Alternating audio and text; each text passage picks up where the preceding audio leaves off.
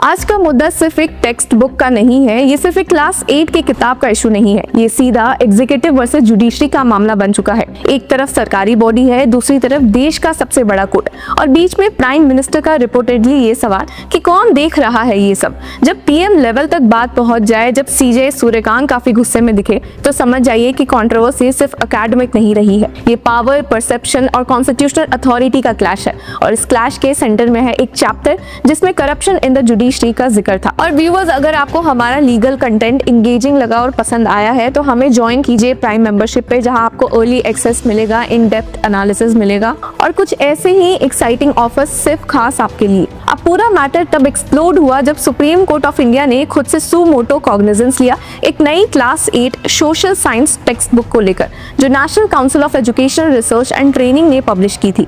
Book का नाम है exploring society India and beyond part 2।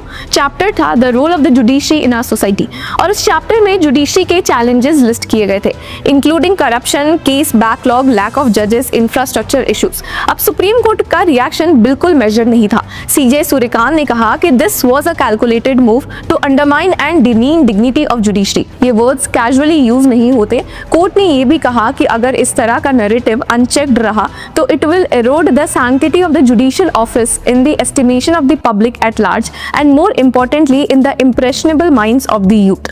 अब यहाँ से नैरेटिव क्लियर हो गया। कोर्ट को लगा कि ये सिर्फ एक एकेडमिक क्रिटिक नहीं बल्कि इंस्टीट्यूशन की अथॉरिटी को डाइल्यूट करने की कोशिश है। और फिर आया सबसे बड़ा order, a complete blanket ban on further publication, reprinting और digital dissemination of the book. सिर्फ शेल्फ से हटाना नहीं, ऑनलाइन पीडीएफ्स तक को टेक डाउन करने का डायरेक्शन। सीजे सूर्यकांत ने ओपन कोर्ट में कहा कि as head of judiciary it is my duty to find out who is the person responsible. If there are more than one heads must roll, accountability must be there. I am not going to close these proceedings until I am satisfied. और ये सिर्फ एक legal statement नहीं था, ये एक institutional warning थी। Message ये था कि किसी को तो जिम्मेदार ठहराया जाएगा। अब एग्जीक्यूटिव साइड पर भी हलचल मच गई। PM Narendra Modi reportedly upset थे। गवर्नमेंट सोर्सेस के मुताबिक उन्होंने कहा कि कौन देख रहा है ये सब। ये एक एडमिनिस्ट्रेटिव क्वेश्चन नहीं, एक पॉलिटिकल सिग्नल था।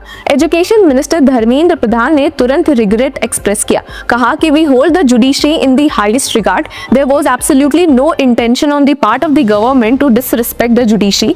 We will fully comply with the judiciary's decision. यानी एग्जीक्यूटिव पब्लिकली जुडिशरी को रीअश्योर कर रहा था कि कोई इंस्टीट्यूशनल डिसरिस्पेक्ट का इंटेंशन नहीं था। लेकिन कोर्ट सैटिस्फाइड नहीं थी। जब सॉलिसिटर जनरल तुषार मेहता ने unconditional and unqualified apology tender की, सीजे ने तुरंत पॉइंट आउट किया कि नोटिस में अपॉलजी का एक भी क्लियर वर्ड नहीं था। सीनियर एडवोकेट कपिल सिब्बल ने कहा कि इनएडवर्टेंट इज व्हाट दे से, और वहीं सीनियर एडवोकेट विकास सिंह ने कहा कि it's definitely deliberate. Court room के अंदर भी ये डिबेट चल रही थी कि मिस्टेक थी या जानबूझ के किया गया। सबसे स्ट्राइकिंग रिमार्क तब आया जब सीजे ने कहा कि they have fired the gun shot, the judiciary is bleeding today and today somebody simply says I tender an apology. इस लाइन ने पूरे मैटर को सिंबॉलिक बना दिया। कोर्ट ने इसको एक इंस्टीट्यूशनल अटैक के रूप में फ्रेम किया। अब चैप्टर का कंटेक्स्ट क्या था? टेक्स्ट बुक ने पेंडिंग केसेस का नंबर कोट किया। अप्रोक्सीमेटली 81,000 केसेस सुप्रीम कोर्ट में, 62 लाख हाई कोर्ट में और 4.7 करोड़ डिस्ट्रिक्ट कोर्ट्स में पेंडिंग। अभी फिगर्स पब्लिक डोमेन में अवेलेबल डेटा से लिए गए थे। चैप्टर ने जजेस के कोड ऑफ कंडक्ट और इंटरनल अकाउंटेबिलिटी मैकेनिज्म्स का भी जिक्र किया। सीपी ग्राम्स जैसे ग्रीवांस रिड्रेस सिस्टम का मेंशन किया।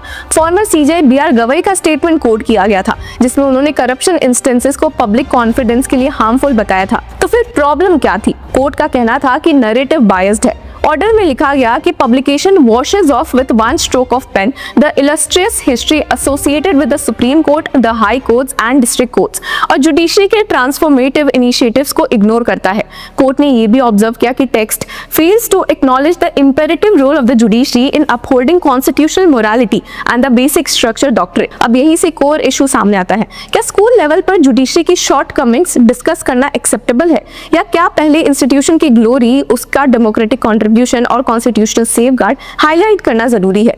कोर्ट ने क्लैरिफाई किया कि इंटेंशन क्रिटिसिज्म सप्रेस करने का नहीं है, लेकिन उसने कहा कि जुडिशियल इंटरवेंशन की नीड इसलिए अराइज हुई है to safeguard the pedagogical integrity of the national curriculum. यानी कंसर्न ये है कि 13-14 साल के बच्चों को एक ऐसा नैरेटिव दिया जा रहा है जो उनके फॉर्मेटिव ईयर्स में परमानेंट इंप्रेशन क्रिएट करेगा।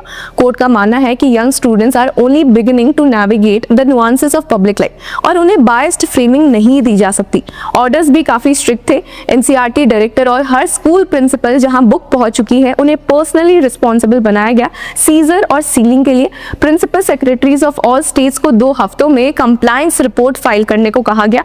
टेक्स्ट बुक डेवलपमेंट टीम के स्पेसिफिक नेम्स और क्रेडेंशियल्स मांगे गए। मीटिंग्स के ओरिजिनल मिनट्स प्रोड्यूस करने का डायरेक्शन दिया गया, यानी एक फुल इंस्टीट्यूशनल ऑडिट चल रहा है। अब एनसीईआरटी ने अपने स्टेटमेंट में कहा कि इंक्लूजन प्योरली अनइंटेंशनल था और इसे एरर ऑफ जजमेंट बताया। डिस्ट्रीब्यूशन हॉल्ट कर दी गई, चैप्टर रीराइट होगा नेक्स्ट एकेडमिक सेशन के लिए, लेकिन कोर्ट के ऑर्डर की लैंग्वेज देखकर लगता है कि मैटर इतनी आसानी से क्लोज नहीं होगा। अभी कंट्रोवर्सी एक लार्जर कॉन्स्टिट्यूशनल टेंशन को हाईलाइट करती है। इंडिया में लेजिस्लेचर, एग्जीक्यूटिव और जुडिशरी 3 पिलर्स है। कॉन्स्टिट्यूशन ने उनके रोल्स क्लियरली डिमार्केट किए हैं, लेकिन जब एग्जीक्यूटिव के अंदर आने वाली एजुकेशन बॉडी एक ऐसा नैरेटिव पब्लिश करती है जो जुडिशरी को क्रिटिकल लाइट में दिखाता है और जुडिशरी उसे कैलकुलेटेड मूव के रूप में देखती है, तो नेचुरली फ्रिक्शन होगा। एक एंगल ये भी है कि एकेडमिक फ्रीडम का क्या टेक्स्ट बुक में इंस्टीट्यूशनल क्रिटिसिज्म स्पेस नहीं होना चाहिए? दूसरा एंगल ये है कि क्या इंस्टीट्यूशनल रिस्पेक्ट और पब्लिक ट्रस्ट को प्रोटेक्ट करना इक्वली इंपॉर्टेंट नहीं? कोर्ट ने ऑर्डर में कहा कि अगर डेलिब्रेट मूव प्रूव हुआ तो it will amount to belittling the dignity of the institution and interfering with the administration of justice besides scandalising the institution. अब अगली हियरिंग होली के बाद होगी।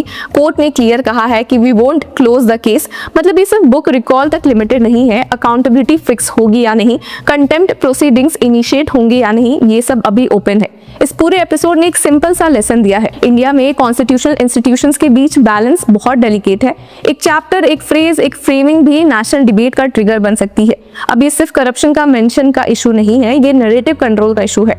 Institutional dignity versus institutional scrutiny का इशू है। और सबसे बड़ा सवाल ये है कि एग्जीक्यूटिव और जुडिशरी के बीच टग ऑफ वॉर फ्यूचर में एजुकेशन पॉलिसी और एकेडमिक डिस्कोर्स को कैसे शेप करेगा। अब देश देख रहा है कि क्या ये जेन्युइनली एक इनएडवर्टेड एरर था या क्या कोर्ट के शब्दों में ये एक कैलकुलेटेड मूव था। अगले कुछ हफ्तों में इस कॉन्स्टिट्यूशनल शोडाउन को डायरेक्शन डिसाइड होगा। एक बात तो पक्की है कि ये कंट्रोवर्सी एक टेक्स्ट बुक से शुरू हुई थी, लेकिन ये कहानी सिर्फ किताबों तक सिमटने वाली नहीं है।